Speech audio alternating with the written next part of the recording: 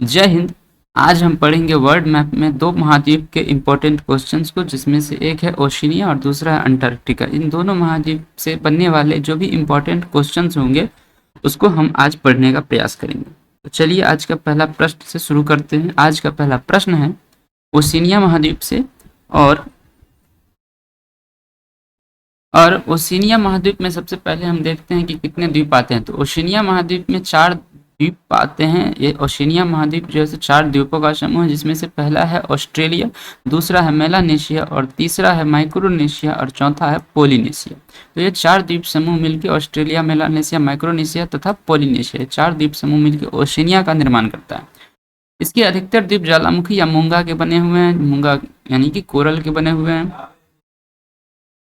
तो फिर ओशिनिया महाद्वीप में पहले जो कंट्री है वो कंट्री हम पढ़ेंगे ऑस्ट्रेलिया। और ऑस्ट्रेलिया का सबसे पहले देखते हैं हम कि यहाँ की कैपिटल क्या है। तो ऑस्ट्रेलिया की कैपिटल है कैनबरा, और यहाँ की करेंसी क्या है। तो यहाँ की करेंसी है ऑस्ट्रेलियन डॉलर। ठीक है। तो इससे जो प्रश्न है, पहला प्रश्न है इसका, ऑस्ट्रेलिया, न्यूजीलैंड तथा ग्रेट बैरियर रीफ, इन सभी का खोज किसने किया था। खोज गलत लिखा हुआ है, खोज किसने किया था। तो इसका सही जवाब हो जाएगा option number A, James cook. James cook थे जिन्होंने ऑस्ट्रेलिया, न्यूजीलैंड तथा ग्रेट बैरियर रीफ की खोज की। तो इसका सही उत्तर हो जाएगा ऑप्शन नंबर ए। अगला प्रश्न है, ऑस्ट्रेलिया की कौन सी प्रमुख नदी है। तो ऑस्ट्रेलिया की 2 प्रमुख नदी है, मरे और डार्लिंग नदी, ए और बी। तो इस प्रश्न का सही उत्तर हो जाएगा ऑप्शन नंबर डी, ए और बी। अगला प्रश्न है, ऑस्ट्रेलिया की सबसे बड़ी झील कौन सी है। इस प्रश्न का सही उत्तर हो जाएगा ऑप्शन नंबर ए, आयर झील। ऑस्ट्रेलिया की सबसे बड़ी झील आयर झील है, ऑप्शन ए। अगला प्रश्न है, निम्नलिखित देशों में यहाँ एक भी ज्वालामुखी नहीं है, वह है कौन है। वह है ऑस्ट्रेलिया। ऑस्ट्रेलिया ऐसा देश है जहाँ एक भी ज्वालामुखी नहीं है। तो इस प्रश्न का सही उत्तर हो जाएगा ऑप्शन नंबर सी। अगला प्रश्न है, great barrier reef. Great barrier reef है क्या है। तो ऑस्ट्रेलिया के निकट एक प्रवाल भित्ति है। क्या है ये, कोरल रीफ का जो है ना, ये कोरल रीफ है, great barrier reef. Option number A इसका करेक्ट आंसर हो जाएगा। अगला प्रश्न है, ग्रेट बैरियर रीफ कहाँ पर अवस्थित है। ये अवस्थित है प्रशांत महासागर में। ऑप्शन नंबर ए इसका सही उत्तर हो जाएगा। अगला प्रश्न है, प्रवाल द्वारा निर्मित ग्रेट बैरियर रीफ किस तट के समीप स्थित है। तो ये है स्थित है Queensland. Option number D, Queensland जो है उसके समीप ये ग्रेट बैरियर रीफ स्थित है। ऑप्शन नंबर डी इसका सही जवाब हो जाएगा। अगला प्रश्न है, प्यासी भूमि का देश से कहा जाता है। तो प्यासी भूमि का देश जो है वो कहा जाता है ऑस्ट्रेलिया को। ऑप्शन नंबर ए इसका सही जवाब हो जाएगा। अगला प्रश्न है,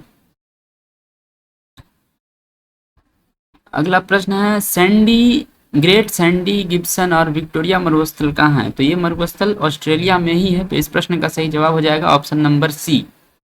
अगला प्रश्न है, बास जल संधि अलग करती है। तो ये अलग करती है ऑस्ट्रेलिया और तस्मानिया को। ऑप्शन नंबर ए इसका सही जवाब हो जाएगा। अगला प्रश्न है, ऑस्ट्रेलिया के प्रसिद्ध शहर हैं वह है Sydney, Melbourne, Perth.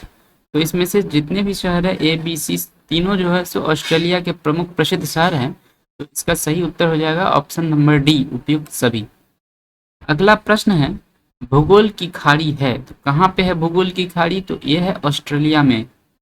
Option number A इसका जो है सो क्या हो जाएगा, सही जवाब हो जाएगा। अगला प्रश्न है, ऑस्ट्रेलिया की राजधानी कहाँ है। तो ऑस्ट्रेलिया की राजधानी ऑप्शन नंबर सी, कैनबरा है। कहाँ है ऑस्ट्रेलिया की राजधानी, कैनबरा है। तो इस प्रश्न का सही जवाब हो जाएगा ऑप्शन नंबर सी, कैनबरा। अगला प्रश्न है, कोको द्वीप है किसका है कोको द्वीप। तो ये कोको द्वीप है तो भारत का, लेकिन अभी इस पे अधिकार है म्यांमार का। तो इस प्रश्न का सही जवाब हो जाएगा ऑप्शन नंबर बी, भारत का। अगला प्रश्न है, कोकोस द्वीप है किसका है। तो ये है ऑस्ट्रेलिया का कोकोस द्वीप। ऑप्शन नंबर बी इसका सही जवाब हो जाएगा, ऑस्ट्रेलिया का।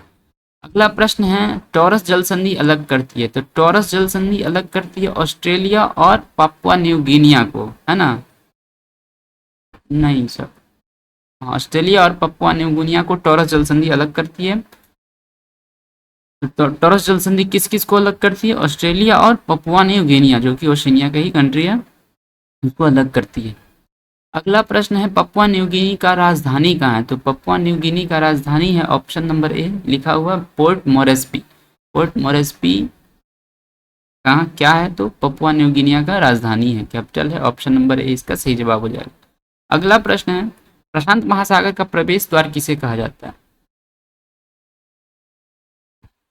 प्रशांत महासागर का प्रवेश द्वार कहा जाता है पनामा नहर को। ऑप्शन नंबर ई पनामा नहर इसका करेक्ट आंसर हो जाएगा, क्योंकि पनामा नहर जो उत्तरी अमेरिका और दक्षिणी अमेरिका के बीच पनामा में बना हुआ है, उससे ही अटलांटिक ओशियन से प्रशांत महासागर में जाने का रास्ता है, सबसे शॉर्ट रास्ता है। ठीक है, तो इस प्रश्न का सही उत्तर हो जाएगा ऑप्शन नंबर ई पनामा नहर। अगला प्रश्न है ईस्टर द्वीप है किसका है? तो ईस्टर द्वीप है चिली का किसका है? चिली का। ऑप्शन नंबर सी इसका हो जाएगा सही जवाब। अगला प्रश्न है हवाई द्वीप किसका है? तो ये हवाई द्वीप अमेरिका का है, तो इस प्रश्न का सही जवाब हो जाएगा ऑप्शन नंबर ए अमेरिका का। अगला प्रश्न है यूएनओ का सबसे छोटा सदस्य देश कौन सा है? सबसे छोटा सदस्य देश है तुवालू। ऑप्शन नंबर ए इसका सही जवाब हो जाएगा तुवालू। अगला प्रश्न है विक्टोरिया मरुस्थल कहाँ है? तो विक्टोरिया मरुस्थल सैंडी गिब्सन विक्टोरिया, ये तीनों मरुस्थल है ऑस्ट्रेलिया में, तो इस प्रश्न का सही उत्तर हो जाएगा ऑप्शन नंबर बी ऑस्ट्रेलिया में। अगला प्रश्न है विक्टोरिया जलप्रपात कहाँ है? तो विक्टोरिया जलप्रपात जो है सो जाम्बिया तथा जिम्बाब्वे जो देश है इस दोनों देशों के सीमा पर है, और ये जाम्बेजी नदी पर है। तो विक्टोरिया जलप्रपात कहाँ है? जो जाम्बिया तथा जिम्बाब्वे के सीमा पर है, तो इस प्रश्न का सही जवाब हो जाएगा ऑप्शन नंबर ई जाम्बेजी नदी पर, जाम्बिया तथा जिम्बाब्वे की सीमा पर। अगला प्रश्न है विक्टोरिया झील कहाँ है? तो विक्टोरिया झील केन्या, तंजानिया तथा युगांडा की सीमा पर है, तीनों देश की सीमा पर है। इस प्रश्न का सही जवाब हो जाएगा ऑप्शन नंबर ई केन्या, तंजानिया तथा युगांडा के सीमा पर।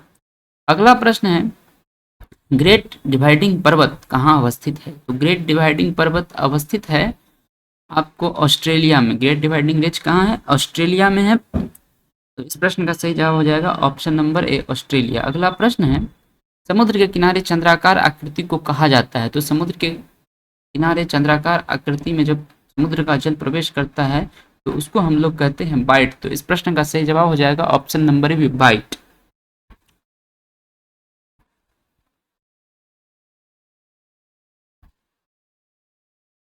तो अगला प्रश्न है संसार का सबसे बड़ा बाइट कहाँ है? तो संसार का सबसे बड़ा जो बाइट है ये है ऑस्ट्रेलिया में। कहाँ है? ऑस्ट्रेलियन बाइट, तो ये है इस प्रश्न का सही जवाब हो जाएगा ऑप्शन नंबर ए।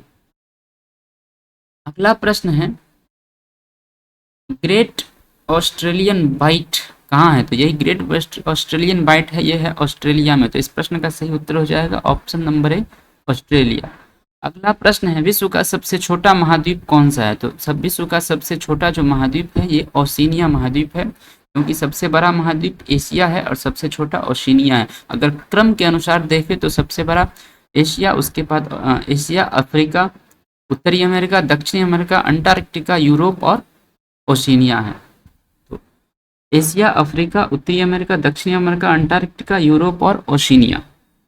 ठीक है, तो ये जो है सो बड़े से छोटे आकार के क्रम में महाद्वीप का जो है सो क्रम है। एशिया, अफ्रीका, उत्तरी अमेरिका, दक्षिणी अमेरिका, अंटार्कटिका, यूरोप और ओशिनिया।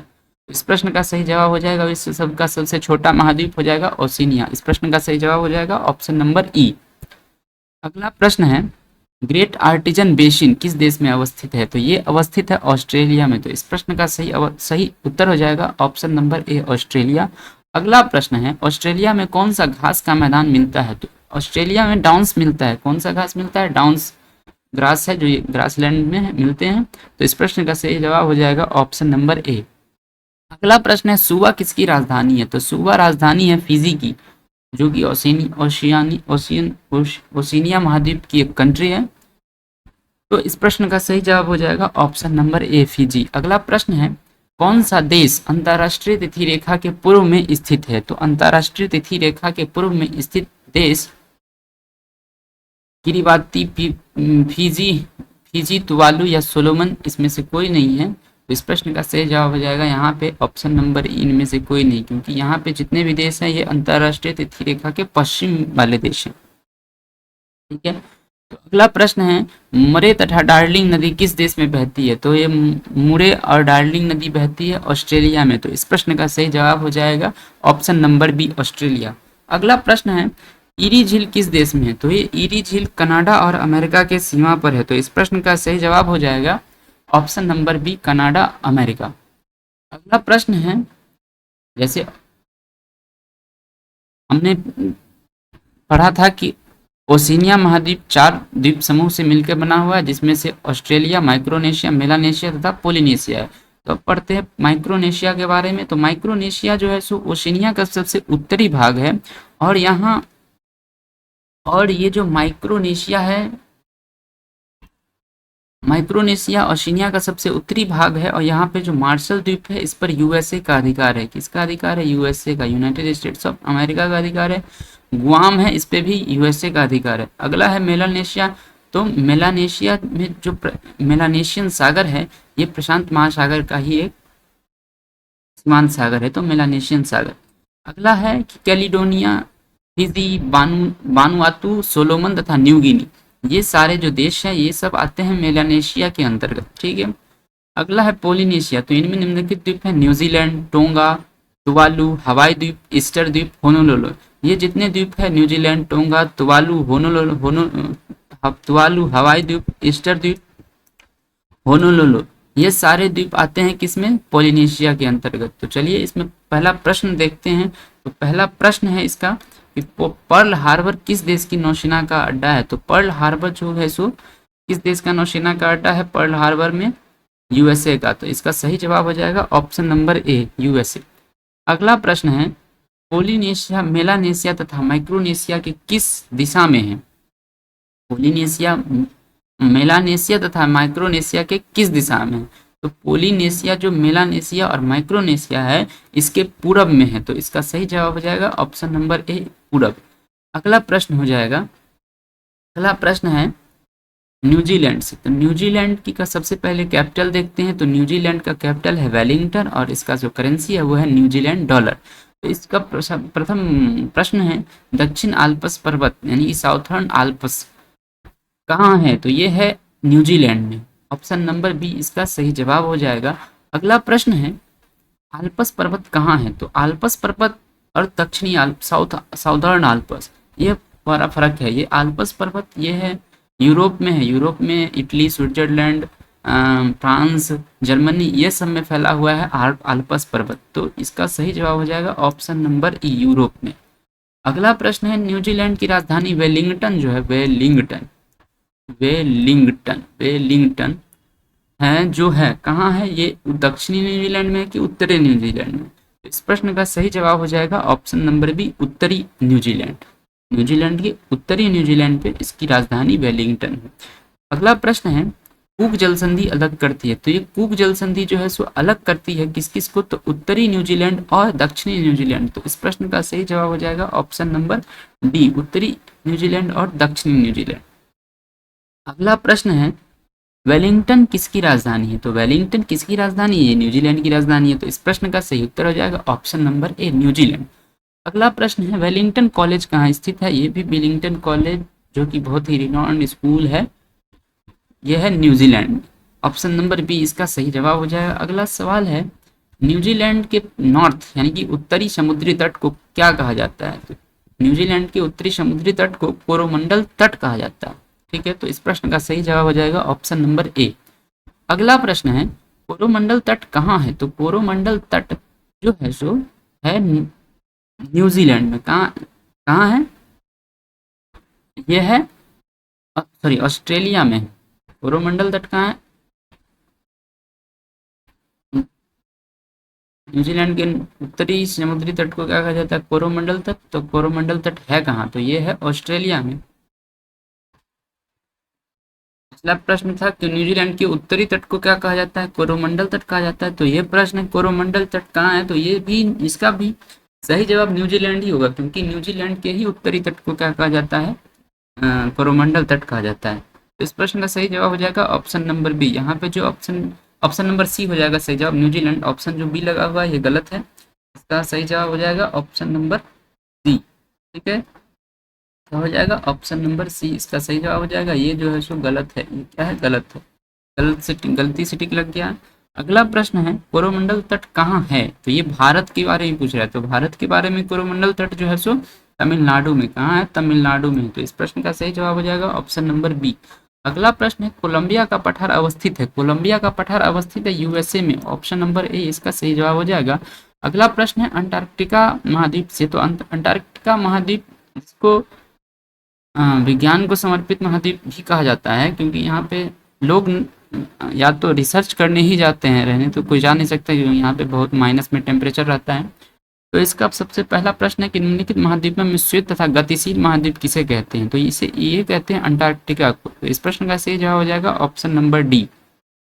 अगला प्रश्न है, ये जो है अंटार्कटिका का मैप है, ठीक है, और यहाँ पे यही सब जो है सो पाए जाते हैं अंटार्कटिका महाद्वीप में, जो कि टेम्परेचर मतलब कि रेसिस्टेंस जो भी जीव होते हैं वो पाए जाते हैं, ठीक है। अगला प्रश्न है निम्नलिखित में से कौन सा महाद्वीप संसार में सर्वाधिक मध्य ऊंचाई वाला, तो ये दक्षिणी ध्रुव यानी कि अंटार्कटिका जो साउथर्न पोल है, यही है माध्यमिक मध्य ऊंचाई, सर्वाधिक मध्य ऊंचाई वाला महाद्वीप। अगला प्रश्न है निम्नलिखित देशों में कौन सा महाद्वीप विज्ञान को समर्पित महाद्वीप है, तो ये भी अंटार्कटिका ही हो जाएगा। इस प्रश्न का सही जवाब हो जाएगा ऑप्शन नंबर एक। अगला प्रश्न है पहला ओजोन छिद्र कहाँ पाया गया था, ये भी अंटार्कटिका के ऊपर ही दिखा था, तो इस प्रश्न का सही उत्तर हो जाएगा ऑप्शन नंबर एक। अगला प्रश्न है वायुमंडल में पहला ओजोन छिद्र कब मिला था, तो वायुमंडल में सबसे पहला ओजोन छिद्र मिला था 1985 में, तो इस प्रश्न का सही जवाब हो जाएगा ऑप्शन नंबर एक।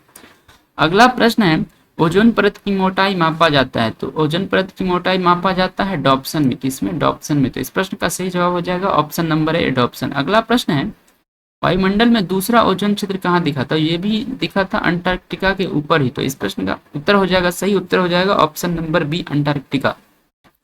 अगला प्रश्न है पाल्मर प्रायद्वीप कहाँ है, तो ये पाल्मर प्रायद्वीप भी अंटार्कटिका में ही है, तो इस प्रश्न का सही जवाब हो जाएगा ऑप्शन नंबर बी अंटार्कटिका।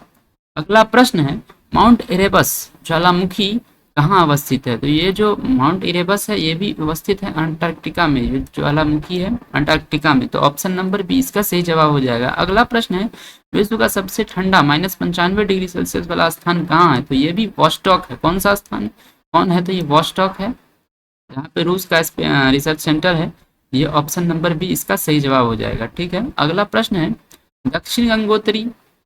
दक्षिण गंगोत्री मैत्री और भारती तीनों शोध संस्था किस मंत्रालय के अधीन कार्य करते हैं, तो ये जो तीनों शोध संस्था है ये अंटार्कटिका में है, भारत का जो शोध संस्थान है केवल, तो ये आते हैं हमारे भारत सरकार के पृथ्वी विज्ञान मंत्रालय में अर्थ साइंस मिनिस्ट्री के अंतर्गत, तो इस प्रश्न का सही जवाब हो जाएगा ऑप्शन नंबर सी। अगला प्रश्न है उत्तरी ध्रुव पर भारत का पहला शोध संस्थान है, तो उत्तरी ध्रुव यानी कि जो अंटार्कटिका है वो साउथर्न पोल है यानी कि दक्षिणी ध्रुव है, लेकिन उत्तरी ध्रुव जो कि ऊपर का क्षेत्र है, रूस के ऊपर का क्षेत्र जो है साउथर्न पोल, तो उस पे हमारा जो पहला शोध संस्थान है वो है हिमाद्री, तो इस प्रश्न का सही उत्तर हो जाएगा ऑप्शन नंबर डी। अगला प्रश्न है अंटार्कटिका से कन्याकुमारी की दूरी, अंटार्कटिका जो कि दक्षिणी ध्रुव है, ठीक है, तो इससे कन्याकुमारी जो भारत की दक्षिणतम मतलब कि मुख्य भूमि की दक्षिणतम बिंदु है कन्याकुमारी, तो इस प्रश्न का सही जवाब हो जाएगा 9072 किलोमीटर, इस प्रश्न का सही जवाब हो जाएगा ऑप्शन नंबर ए 9072 किलोमीटर। ये जो अंटार्कटिका और कन्याकुमारी के बीच की दूरी है ये दूरी निरंतर क्या होती रहती है, बढ़ती है, ठीक है, क्योंकि अंटार्कटिका महाद्वीप को भी गतिशील महाद्वीप कहा जाता है और भारत भी प्रत्येक वर्ष कुछ सेंटीमीटर की ओर उत्तर की ओर मतलब कि खिसकता है हिमालय के नवीन होने के कारण से, ठीक है। तो अगला प्रश्न है अंटार्कटिका पर कब से कब तक रात रहती है, तो अंटार्कटिका पर रात रहती है 22 मार्च से 23 सितंबर तक, तो इस प्रश्न का सही जवाब हो जाएगा 22 मार्च से 23 सितंबर। यहाँ अंटार्कटिका जो कि दक्षिणी ध्रुव है उस पर रात रहती है, ठीक है। तो अगला प्रश्न है जो कि अंतिम प्रश्न होगा वो है अंटार्कटिका में कब से कब तक दिन रहती है, तो 21 मार्च कहाँ है, 24 सितंबर से 22 मार्च से 23 सितंबर रात रहती है और 24 सितंबर से 21 मार्च तक यहाँ क्या रहती है, दिन रहती है, तो इस प्रश्न का सही जवाब हो जाएगा ऑप्शन नंबर ए 24 सितंबर से 21 मार्च तक यहाँ क्या रहती है, अंटार्कटिका साउदर्न पोल पे डे रहती है, यानी कि दिन रहता। ठीक है, तो ये था आज का ओशिनिया और अंटार्कटिका महाद्वीप दोनों के कुछ इंपॉर्टेंट क्वेश्चन। ठीक, अब आगे आगे हम माउंटेन रेंज जो पर्वत श्रृंखला है उसके बारे में पढ़ेंगे। मिलेंगे अगले सेशन में, तब तक के लिए धन्यवाद। जय हिंद।